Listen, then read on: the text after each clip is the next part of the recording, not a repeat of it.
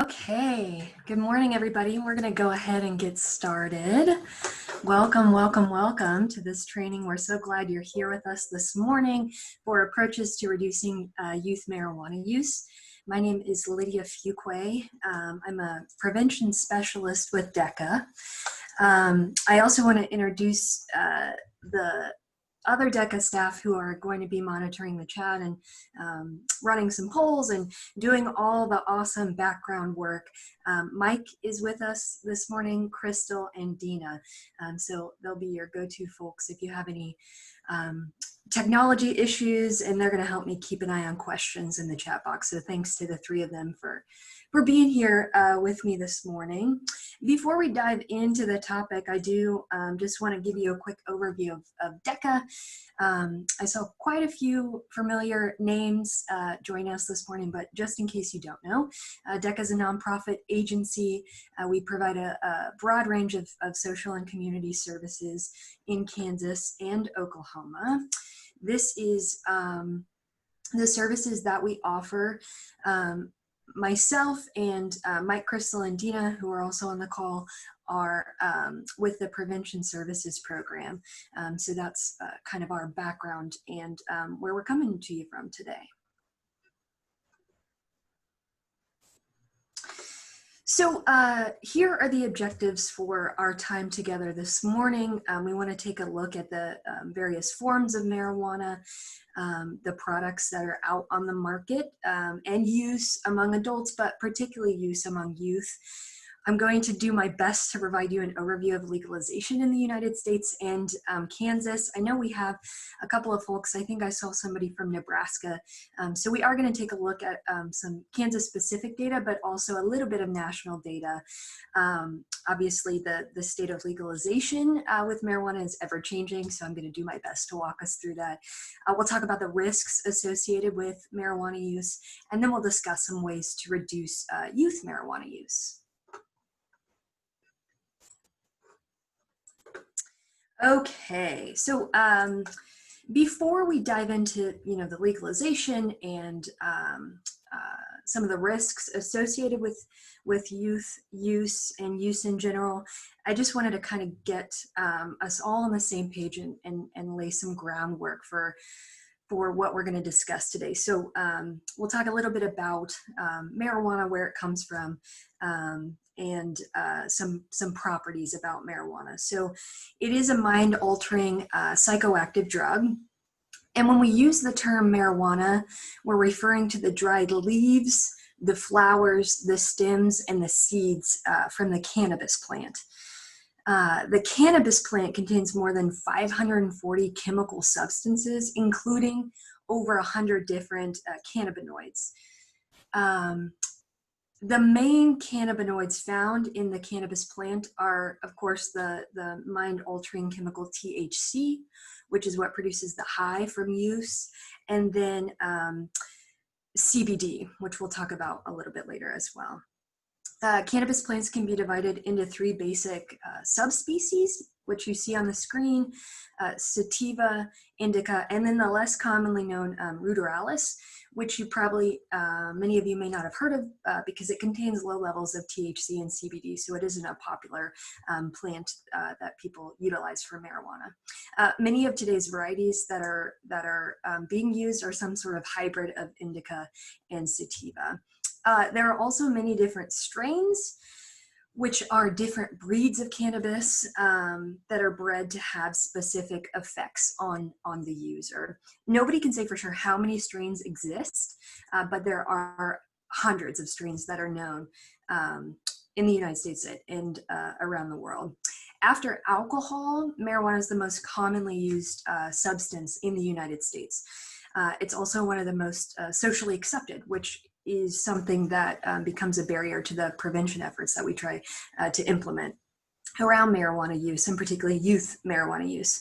It's grown all over the world, US, Canada, Mexico, South America, the Caribbean, and Asia. It can also be grown both indoors and outdoors.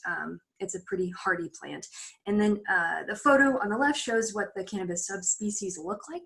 And the photo on the right is a dried flower from the cannabis plant, which is turned into marijuana, which is the substance that folks use. The slang term for what you see on the right is a bud. So you might hear that in conversation. Some other slang terms for marijuana, which are particularly important to know when talking about youth use, are weed, ganja, pot, bud, and Mary Jane. So those are some other ways that folks might refer to marijuana. Okay, so I wanted to play a quick game of myth or fact with you all. I saw we have a lot of law enforcement on the call, so I'm sure you're going to score 100% on this because you probably know this stuff better than I do, but we'll give it a go. So I have 5 statements that I'm going to read, and I'd like you to put in the chat whether you think these statements are myth or fact. So Crystal and Dina and Mike, will you help me monitor what's coming through the chat? Here we go. All right, the first statement, marijuana is harmless. Do you think this is a myth or a fact? Myth or fact? I can see the chat box blinking. Ooh, lots of things coming through. Okay. Lots of myths. Lots of myths, yeah. Excellent. You all are rock stars, yes. Many people do believe that marijuana is harmless, but this just isn't true. You all know this, which is probably part of the reason that you're here today, to learn how to prevent marijuana use. There are many risks associated with marijuana use. We'll dig into that a little bit later, but you know, some of the risks include impaired judgment, increased risk of developing mental health problems, impaired driving, problems with attention, memory, learning. So there's a whole host of risks, contrary to what you might hear from lots of folks in the community. All right, next statement, marijuana is addictive. Myth or fact? Myth or fact? Put your answers in the chat. Excellent. Okay, it looks like everybody so far is 100% on this game, 2 for 2. You're absolutely right. Marijuana is addictive. I've heard many times over the years that you can't become addicted to marijuana. I think it's one of the most widely spread myths, but that notion is false, and you obviously all know that. Actually, recent studies have shown that marijuana use can lead to dependence, and heavy users can experience withdrawal symptoms when they're trying to quit, which we'll talk about. We'll dig into that a little bit later. About 1 in 10 marijuana users will become addicted, and for young people under the age of 18, if they start use before 18, that number actually becomes 1 in 6, which is kind of alarming. So definitely a common misconception that marijuana is not addictive, but I'm glad you all know, you're the experts, it certainly is addictive. All right, next statement, marijuana is as harmful as cigarettes and other tobacco products. Myth or fact? Excellent. I'm seeing lots of fact come through in the chat. You all are still 100% on this little game. You are absolutely right. Marijuana is as harmful as cigarettes and other tobacco products. According to the Office of the National Drug Control Policy, there's actually 50 to 70% more cancer-causing material in marijuana smoke than in cigarette smoke. And as many of you probably know, smoking marijuana regularly can lead to the same breathing problems as tobacco use. So marijuana is absolutely as harmful as cigarettes and other tobacco products. Okay, next statement. Marijuana can be used to treat cancer. Myth or fact? Myth or fact?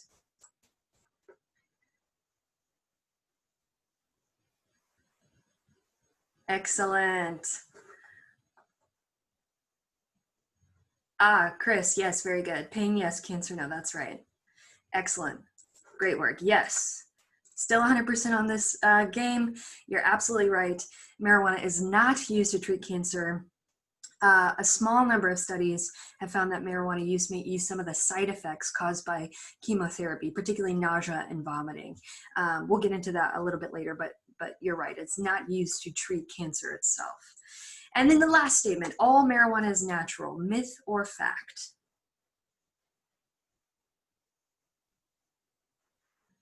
Yes. Man, everybody got 100% on this. A for the day. You all can take the day off early. Tell your supervisors I allowed it. Just kidding. But you are right. That is a myth. Synthetic forms of marijuana do exist, and we're going to dive into that actually here just shortly.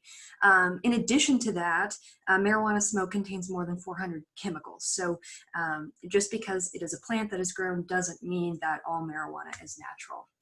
Thank you for participating in the myth or fact game.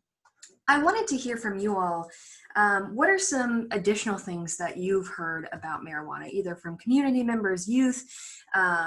What are some things that you're hearing folks say about marijuana? You can put your answers in the chat.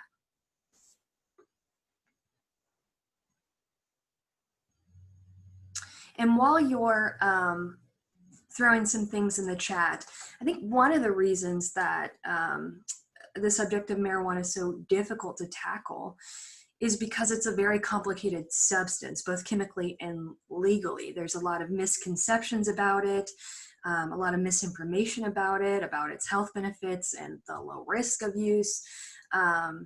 Its status is ever-changing legally from state to state, and marijuana is a drug, a substance that has been developed and increased in potency a lot from the 60s and 70s, which is what a lot of people think when they think of marijuana. So changing that perception and educating about the risks presents a lot of challenges. So hopefully today we can give you some tools to help to start have those conversations, particularly with youth. Let's see. Oh, lots of great stuff in the chat.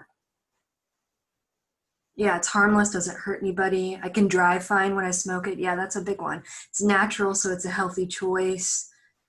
It doesn't impair your reaction times or ability to function. Yeah. Less negative consequences than alcohol. I drive better when I'm high. This is great stuff. Yeah, these are the types of things that we hear, which is what makes, one of the things that makes preventing marijuana use, especially among youth, really, really difficult. These statements on the slide really just mirror all of the things that you put in the chat. So thank you for sharing your thoughts and your perspectives. Okay, I wanted to talk a little bit about the different forms of marijuana. It's important, especially when talking about preventing youth use, to know how marijuana is being consumed. There are a lot of different routes of administration and many different forms available. And all of the things I'm going to show you are sold in dispensaries in legalized states. Of course, different forms come with different health risks, including impacts to our brain, our heart, our respiratory system. So it's super important for us to be aware of the many forms, especially those that can be discreet or undetectable, particularly when we're talking about youth use. So let me pull up my images here. So the first form, or first like subsection of forms rather, is inhaling marijuana. So either through smoking the marijuana or by utilizing a vaping device. So smoking marijuana remains one of the most popular ways to consume marijuana. And forms of smoked marijuana could include joints, blunts, pipes, hookah pipes, and homemade delivery vessels, or the slang term for that would be a bong, which you might hear youth use that term. And then another super popular way to consume marijuana are vaping devices. So they consume that marijuana through the inhalation of vaporized solutions that contain THC. This is especially popular among youth and young adults. It's discreet, it doesn't smell, the concentrates are way more potent, which we'll get to, and it looks like a regular vape pen. So the images on the screen on the left are a THC vape pen.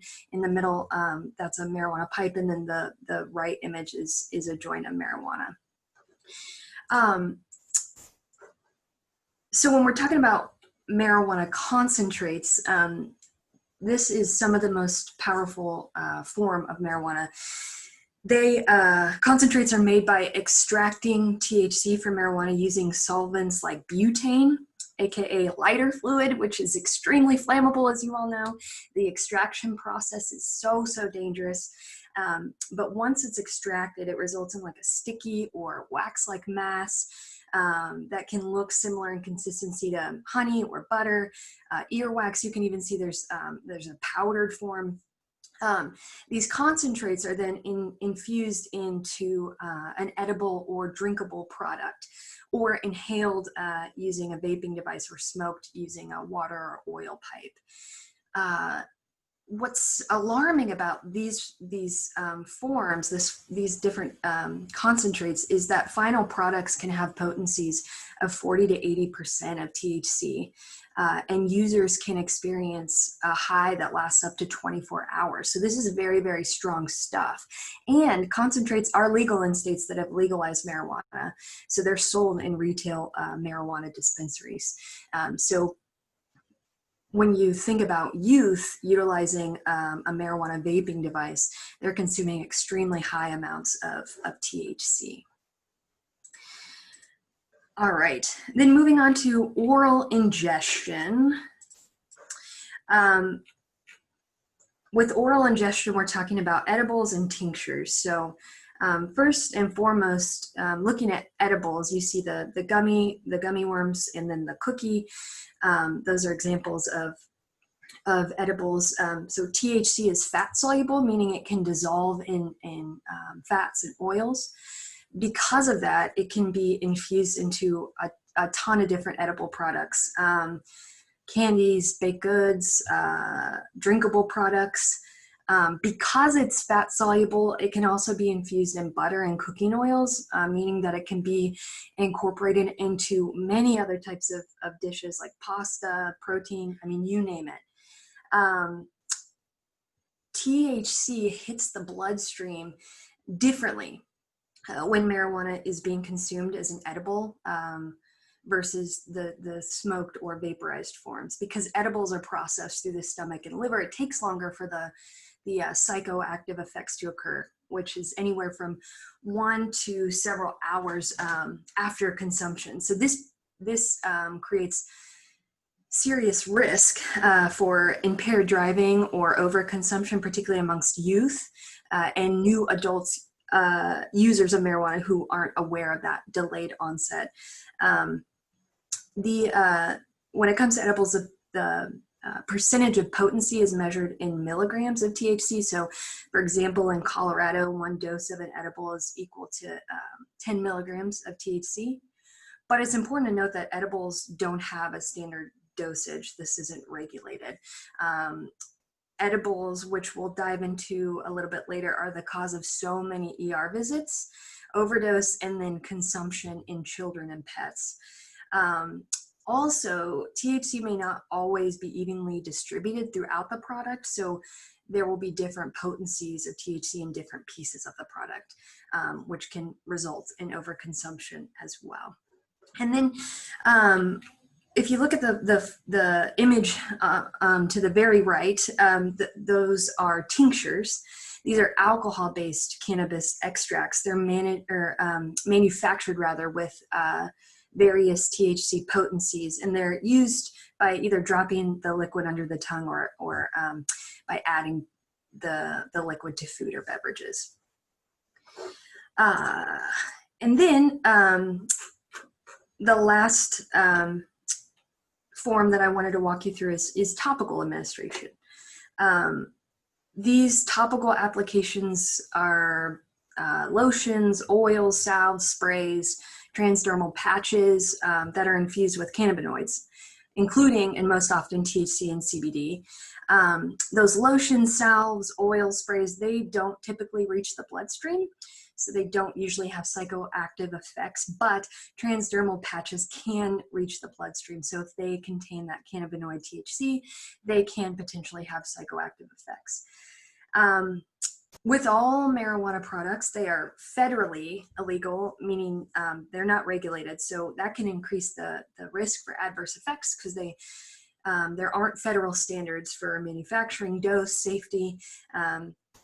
So when we're talking about the different forms of marijuana and how youth in particular might be utilizing marijuana, it's super critical to keep in mind the unpredictability of these products. Okay, I have a poll here. Don't peek at the graph on the screen. I'm kind of giving myself away, but on average, what is the THC content in today's marijuana? 4%, 8%, 17%, or 30%? If you could take a moment to answer that poll here.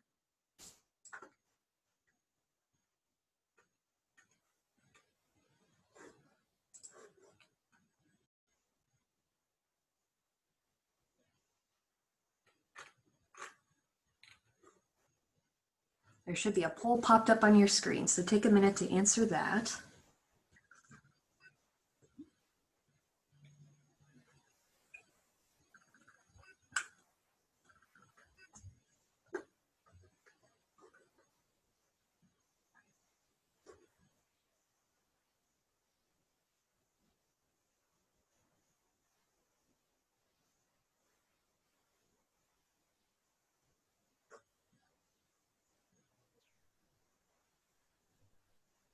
Okay, give you about another 10 seconds. If you're not seeing the poll, that's okay. You can put your guess in the chat box. That's perfectly fine as well. I see a couple of you did that, and that's perfect. Okay, so can everybody see the results? The most popular answer was 17%, second most being 30%. And you all were correct. The average THC content in today's marijuana is 17%. I saw in the chat, I just glanced through it while you all were utilizing the poll, and I can't remember who said it, but you're right. The marijuana today is much different from decades ago. The average potency is much higher, which comes with many more health risks.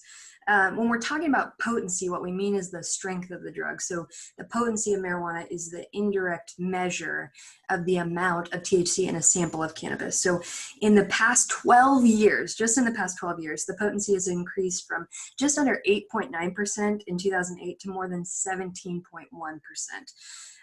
And then when we're talking about, like I mentioned earlier, marijuana concentrates, those contain on average, over 50% THC, with some samples surpassing 80%. So this is very, very potent, powerful stuff, a lot more potent than even, I'm trying to do the math in my head backwards, from 1995, 25 years ago.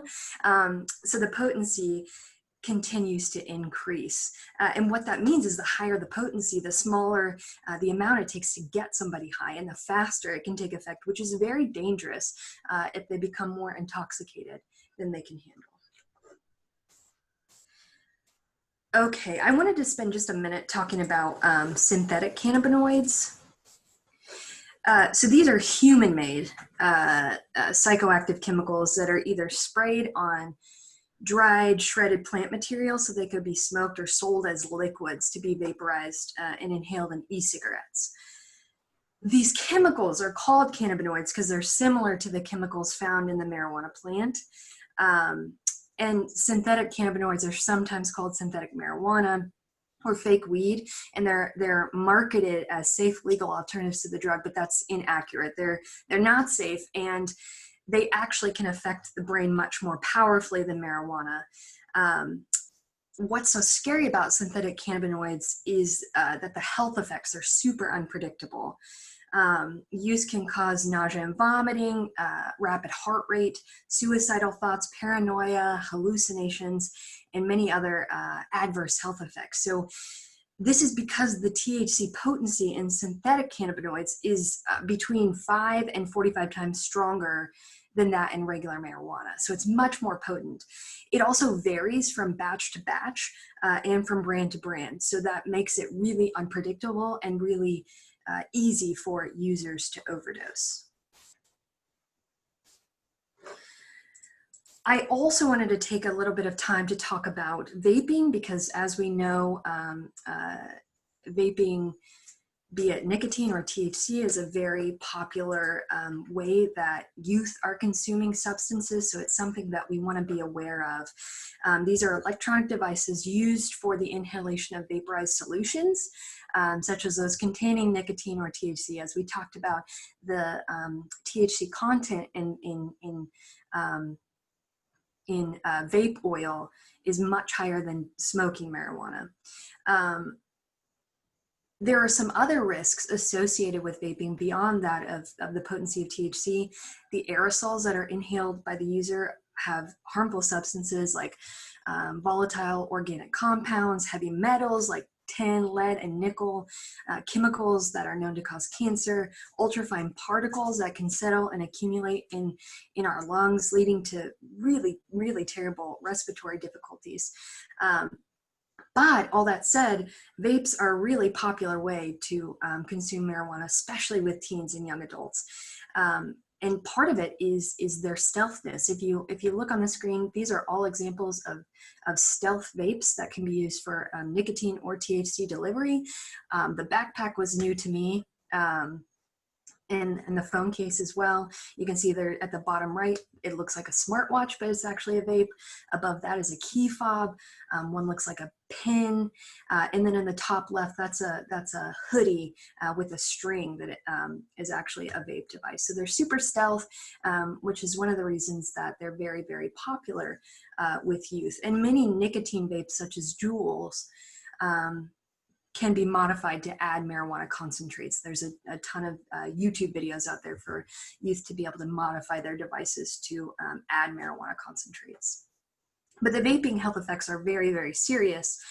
So that's why as we think about preventing youth marijuana use, we want to pay particular attention to vaping.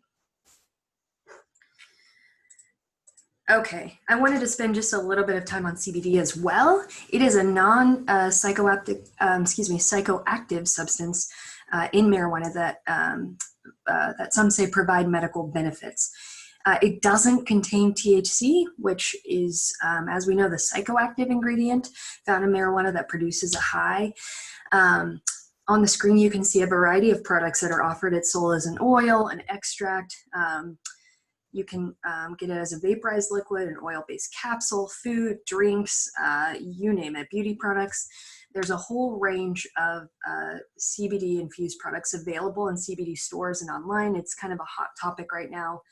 Currently, the only CBD product approved by the FDA is a prescription oil called, I'm going to try my best to pronounce this, Epidiolex. It's approved to treat 2 types of epilepsy.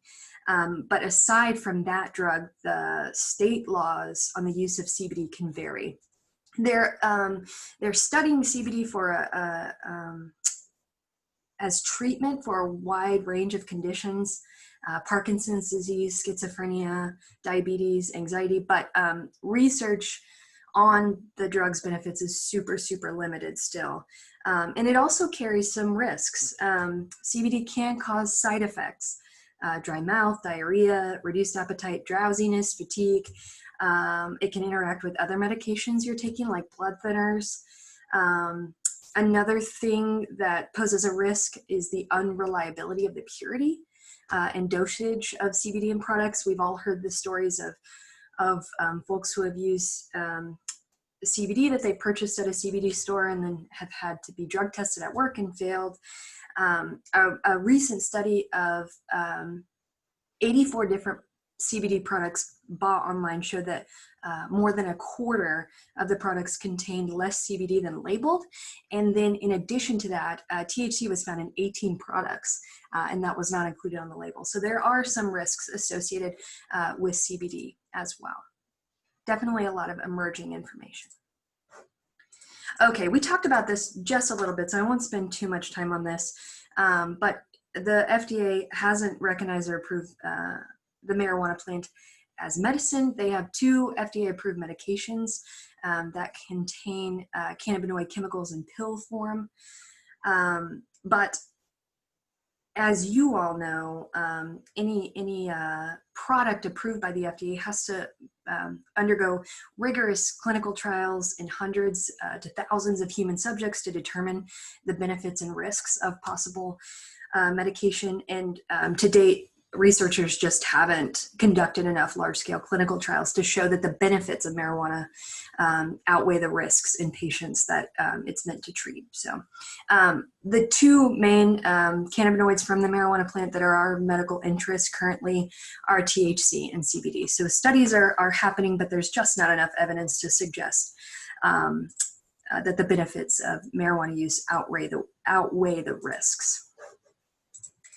Okay, we are ready for poll number 2. If you could put that up for me. Excellent. So the question is, if you can't see it, as of 2020, how many states have legalized medical marijuana? 25 states plus DC, 27 plus DC, 29 states plus DC, or 33 states plus DC?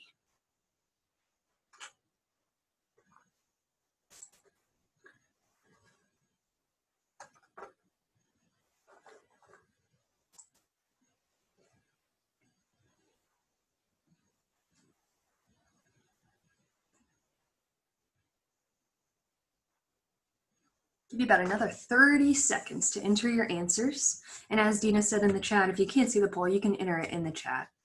Sometimes Zoom's a little glitchy with the polls, and that's okay. Your answer will still be counted. So how many states as of this moment have legalized medical marijuana?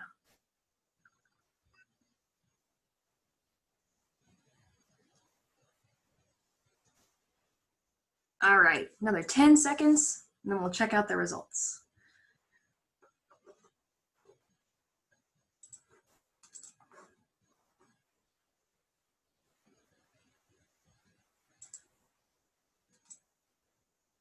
All right, so the results are in. So the most popular answer was 27 states plus the District of Columbia, followed by 33 states plus the District of Columbia. Thank you for entering your answer. The correct answer is actually 33 states. So a little bit of history about the legalization, just very briefly. In the 1990s, 5 states plus the District of Columbia passed some medical marijuana laws. Moving into the 2000s, 3 more states joined that cohort. As marijuana has become more mainstream and is viewed as a less harmful substance, the states that paved the way for medical marijuana began allowing recreational use. So as of today, 33 states in the District of Columbia have legalized medical marijuana, and 11 states have legalized recreational marijuana. 25 states have decriminalized marijuana, which means they've lessened the penalties for possessing small amounts of marijuana. Trafficking and possession of large amounts still remains illegal, but that's kind of the state of legalization in the United States. Oh, I gave away my next poll, so we'll skip that one. Man, I wasn't very good at hiding my answers, but I did want to spend just a moment to talk about the state of legalization of marijuana in Kansas. Currently, it's fully illegal as of June 2020. CBD is legalized. CBD products with no THC are exempt from the state's definition of marijuana. As it says on the slide, Governor Kelly has voiced her support for medical cannabis and made it part of her agenda for 2020. Obviously, with COVID-19, there were much more pressing issues, but it is still on her radar. Several medical cannabis bills were proposed in 2019, but none received votes. And then you can see 68% of Kansans support the medical use of cannabis. That's a very, very high number. This is important information to be aware of because as laws and attitudes change in our state around cannabis and marijuana use, it affects our prevention efforts with youth. So it's super important to stay on top of the state of legalization in Kansas. Very briefly, I wanted to share with you some of the risk factors associated with marijuana use. These are from the Community Anti-Drug Coalitions of America, CADCA. So these are some individual risk factors: truancy, depression, poor academic performance, generalized and social anxiety. These are some relationship risk factors, community risk factors, and societal risk factors that put an individual, particularly youth, at higher risk for marijuana use.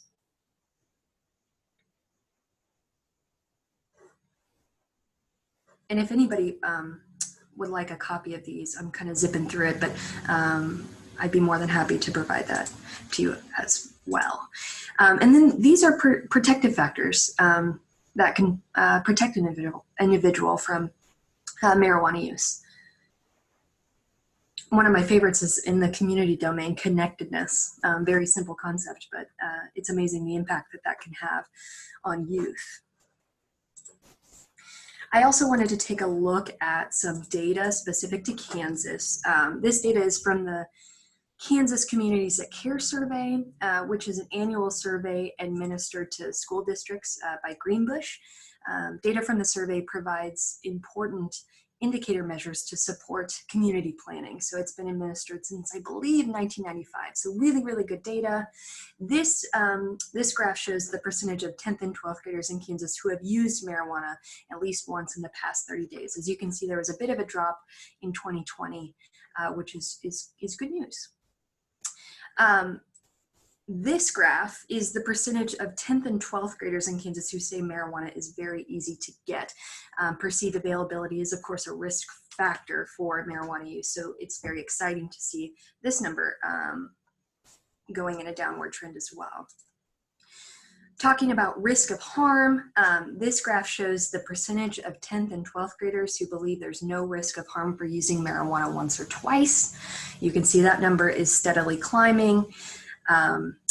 And then this is another graph showing risk of harm. So this is the percentage of 10th and 12th graders in Kansas who believe there's no risk of harm for using marijuana regularly. So that's also going up. It's dropped a little from 2017, but as you can see, it's climbing just a little bit as of this year. This graph shows the percentage of 10th and 12th graders who believe marijuana use is not wrong at all. This number is also climbing. This is another risk factor, of course, for marijuana use. Sorry, I'm zipping through these, but of course, this information is available to you all as well, and I'd be happy to share it afterwards too. So this graph shows the percentage of 10th and 12th graders in Kansas who say that of their 4 best friends, in the past year, at least one has used marijuana. So pretty high numbers overall in the last 5 years. This graph shows the percentage of 10th and 12th graders in Kansas who say that their family does not have clear rules about alcohol and drug use. We didn't have data for 2016 and 17, but as you can see, there was quite a big jump from 2019 to 2020. And then the final graph I want to show you is the percentage of 10th and 12th graders in Kansas who say that they felt so hopeless almost every day for 2 weeks or more in a row that they stopped doing some usual activities. So you can see this number is rising pretty steadily, and depression, of course, is a risk factor for marijuana use. So some things to keep in mind when thinking about youth marijuana use prevention in Kansas. Some national data here, 15%, almost 16% of the population have used marijuana in the past year.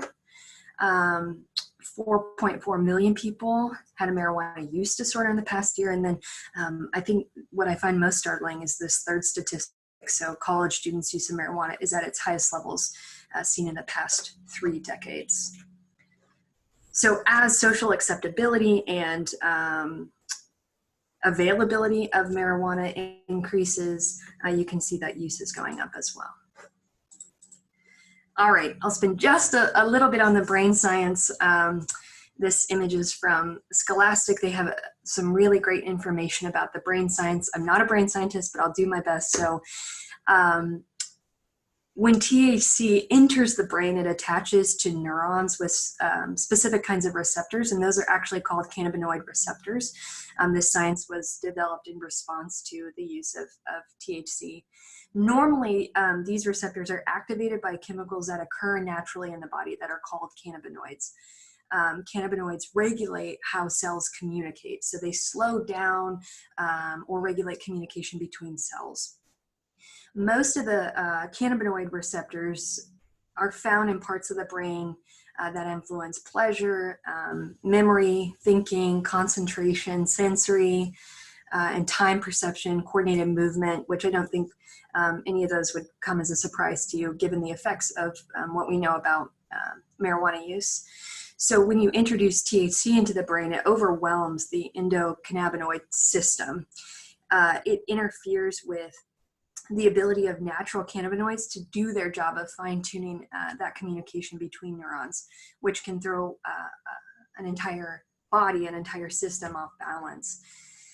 Because cannabinoid receptors are in so many parts of the brain and the body, the effects of THC are super, super wide-ranging. So changes in perception, changes in mood swings, lack of coordination, difficulty with thinking and problem solving and concentration, disrupted learning and memory.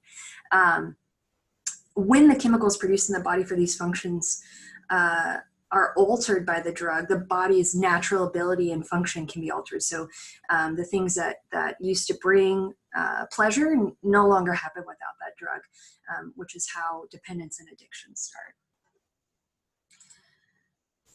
These are some of the risks associated with marijuana use. These symptoms can occur through the use of other forms of marijuana, not just smoking, especially with any form with high THC content. So these are some of the short-term risks.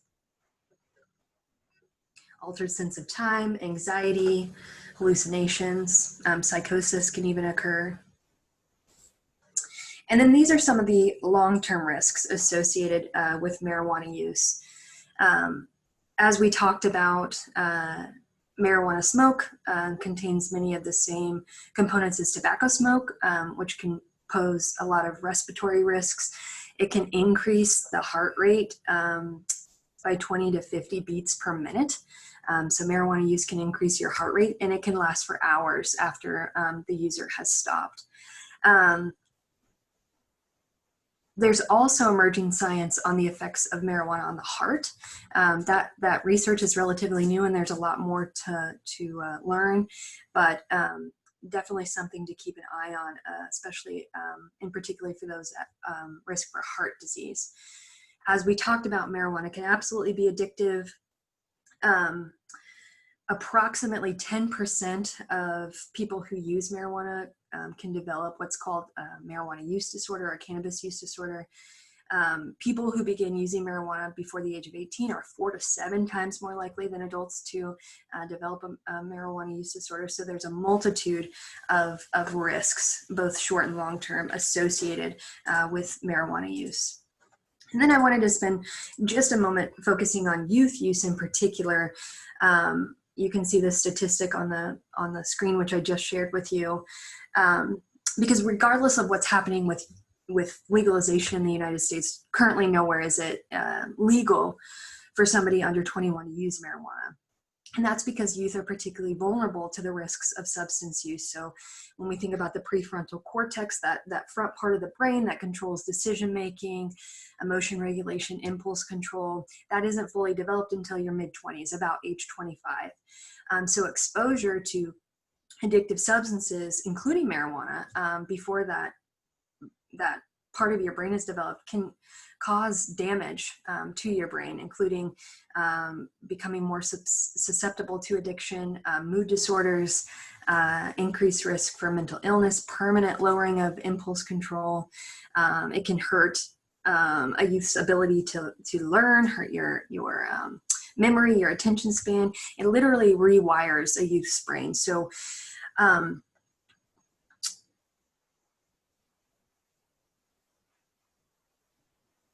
many teenagers believe that marijuana is safer than alcohol or other drugs.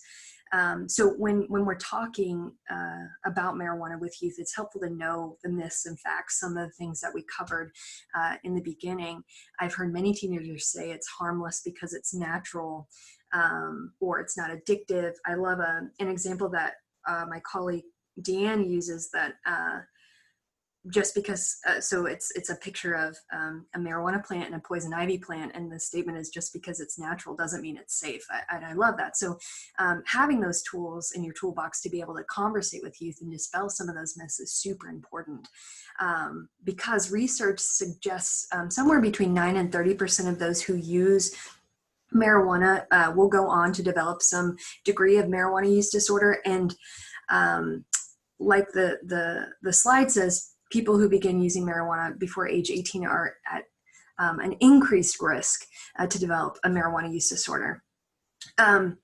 Also important, many medical marijuana states have higher youth marijuana use rates, and that could be attributed to a number of factors, including, but not limited to, of course, increased access and social acceptance. But as we look ahead to what's going on closer to home, this will be important to be aware of as the state of legalization in Kansas continues to evolve, and we think of our young people.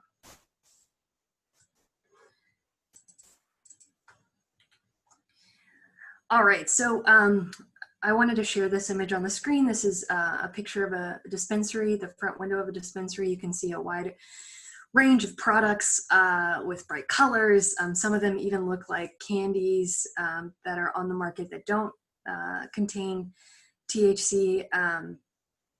So it's important to examine how the marijuana industry is appealing to young people in the same way that the big tobacco industry does.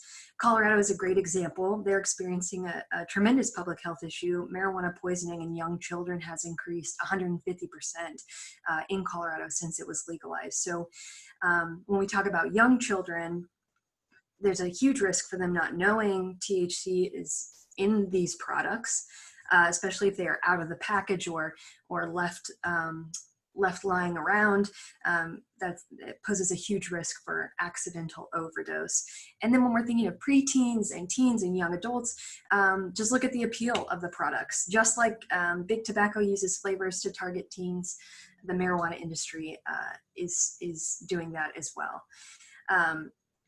And then, as we talked about, in many of these edible products that concentrate of THC, it's a 40 to 80% potency in some of those, and that can cause a high that lasts a very long time. And there's no standard dose for edible products. So if kids and teens get their hands on them, there are huge risks involved.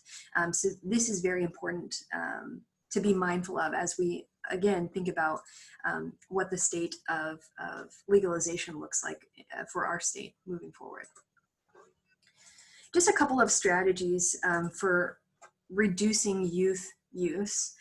As we talked about, nowhere is it legal for somebody under 21 to use marijuana, so it's up to us to prevent youth marijuana use. Additionally, like you know, the federal government has not legalized the use of marijuana in any state. It is still on the illicit drug list as a Schedule I drug. So these are all very significant things to keep in mind when thinking about the topic of marijuana. It's a very complex substance that comes in many forms. As we talked about, the legalities and the chemistry both have many different facets, and it's all ever changing. So it's important to continually educate ourselves on facts and trends and updates on the status of legalization in our state and across the US, so that we're better prepared to have those conversations and better prepared to help prevent youth use. Which leads me to my next strategy. It's super important to pay attention to what's going on around us, particularly those states who are close to home or similar in nature to Kansas. There's a ton of information out there on Colorado and developments after the legalization of marijuana there. There's lots of emerging information on Oklahoma.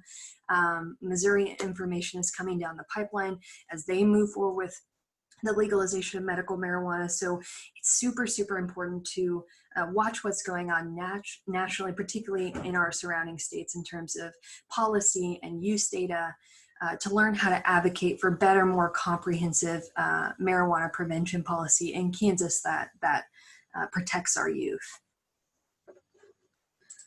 Speaking of youth, many of you already are, judging by the agencies that you represent, you're already involved in youth prevention efforts. Everybody in this training today has a part to play to protect and improve the health of our youth in our communities. Some ways you can help prevent youth marijuana use are implementing media campaigns, programs, presentations for your community. Share with them the information that you're gathering to help dispel some of those misconceptions about risk of harm and the benefits of marijuana use. Help dispel those. Share this information with youth and parents and teachers, healthcare providers. There are a ton of examples for educational campaigns, presentations. There's programs that can be implemented in schools. It's super important to get connected with a community coalition if you're not already, to help further those prevention efforts in a more cohesive, strategic way. Because when we're talking about substance misuse prevention efforts of any kind, a comprehensive intervention includes a wide array of strategies, providing information, enhancing skills, modifying or changing policies, or developing policy in preparation for what's to come. So it has to be a multifaceted approach when we're talking about reducing youth marijuana use in our communities. And then finally, if you know a youth or adult who needs help, it's important to connect them with resources. Take some time, if you don't already, to learn the services that are available, the treatment services available in your community, so that way you're ready to connect those folks with the services they need. And then the SAMHSA Behavioral Health Treatment Services Locator is a great tool to use if you don't know what's available in your community. It's a great place to start, so you can start to gather those resources if you come across somebody who needs assistance. Finally, here are some resources to continue your learning. Obviously, the topic of marijuana youth prevention is vast, it's complicated. I certainly couldn't cover everything today, but I encourage you to keep on your journey of learning. These are a ton of great resources you can utilize. Of course, the DECA team is always happy to help as well. With that, I will open it up to see if anybody has any questions. We have just a couple of minutes left.